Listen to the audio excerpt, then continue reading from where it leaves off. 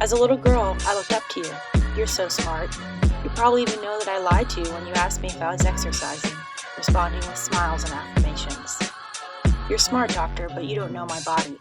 You don't know the nightmares I've had of cutting off my fat because I couldn't run faster than a 13-minute mile in gym class that day. You don't know that I was struggling to find women that looked like me on billboards, in textbooks, and on the television screens. Your epistemic authority has reigned throughout my childhood. You functioned as a truth teller of my body, and in turn, I allowed myself to be incompetent, useless, and undesirable. I grew up thinking I was a threat to myself, as if each bite was a sin. I wonder, how would my sense of self be different if I wasn't reminded of my excess every time I entered your office? At nearly every one of my yearly visits, you advised me to lose weight.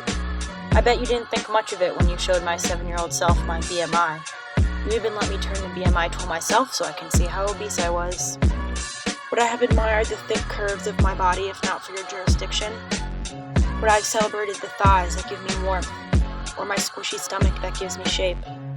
Maybe I would have spent less money on rogue diets and felt pleasure in eating nuts and avocados and grains instead of guilt.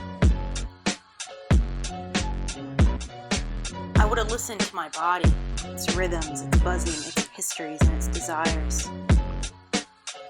Instead, I detached myself from the foundation that I thrive on. I understood my health as two numbers, my height and my weight, and where they intersected on the graph. I refused to allow my body to be pathologized. I refused to become inhabited with thoughts about getting tinier.